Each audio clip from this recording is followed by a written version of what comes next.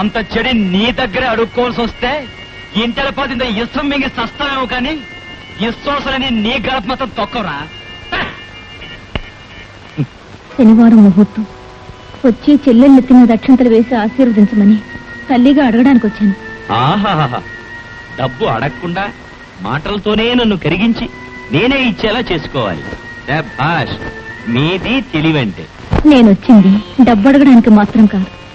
ఒక్కగానొక్క చెల్లెలి పెళ్లి జరుగుతుంది. పెద్ద కొడుకువి ఈ శుభలేఖిచ్చి పోదామని వచ్చాను. ఒక్కసారి కిందికి దిగొచ్చి ఈ శుభలేఖ తీసుకో బాబు, వెళ్ళిపోతాను. అవును, మీరెప్పుడు ఆలోచించేది నేనెంత ఎత్తుకు ఎదిగానా అని, నన్ను ఎలా కిందకు దించాలా అని. అక్కడ పెట్టేళ్ళు, కిందకు వస్తే తీసుకుంటాను. ఏమిటయ్యా ఏమిటయ్యా పుర్తనంగా మాట్లాడతావు? ఇందాక నుంచే చూస్తున్నాను. మీ కుటుంబ విషయం కదా అని నేను జోక్యం ఎలా చేసుకోవటం లేదు. పాపం పెద్ద ఆవిడ ఎంత కష్టపడి వచ్చిందో, ఎంత ఆశపడి వచ్చిందో. ఇంటికి పెద్దవాడు నువ్వే ఇవ్వకపోతే ఎవరిస్తారయ్యా? నేను ఇస్తాను. చూడమ్మా, ఈ 1000 రూపాయలు తీసుకెళ్లి ఖర్చు పెట్టుకుని పెళ్లి భోజనాలు నా పేరు మీదుగా జరిపించండి. అక్కర్లేదు, మీ అమ్మాయిని కనిపెట్టుకుంటే మీ అల్లుడి అవసరాలు తీర్చండి. ఆయనకి బంగారు మెడలు కట్టి అందులో రతనాల ఉయ్యాలు వేలాడి తీసి ఊపండి. అయినా ఎందుకమ్మా తొందరపడ్డావు?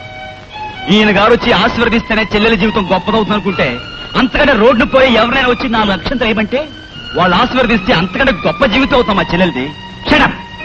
చూసారా, ముందు ఈవిని పంపించిన తర్వాత వీడు వచ్చాడు. ఇదంతా నాటకం.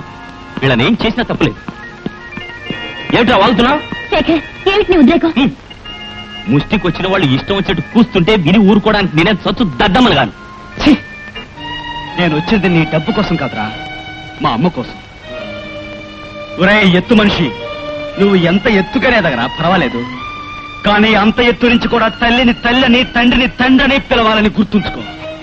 మేడలెక్కేం కదా అని మనిషి కొవ్వెక్కి పొగరెక్కి మాట్లాడితే అంత ఎత్తు నుంచి కింద పడ్డ రోజున చెడిన కుక్కలు కూడా నీ మొహం చూడవురా. ఖరీదైన సమాధుల్లో కూడా శవాలే ఉంటాయి. దేవుళ్ళని గుళ్ళో గబ్బిడాలు ఉంటాయి. నూతులాంటి అంతస్తుల మధ్య ఆప్యాయత మర్చిపోయే నీలాంటి కప్ప ఉంటాయి. నేనెవరిని అనుకున్నావురా? పిచ్చి పిచ్చిగా అవుతావా? ఏమిటో పని, మంచి పని రాకుండా.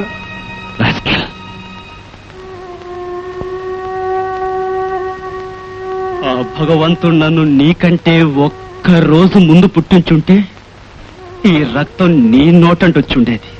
కనీసం నీలో ఆత్మీయత మర్చిపోయే పశువులైనా పుట్టించుంటే ఈ చెయ్యెత్తి దించోలోగా నువ్వు, నీ ఆస్తి, నీ అహంకారం, ఈ భవంతి పునాదులతో సహా లేచిపోయి ఉండేవి.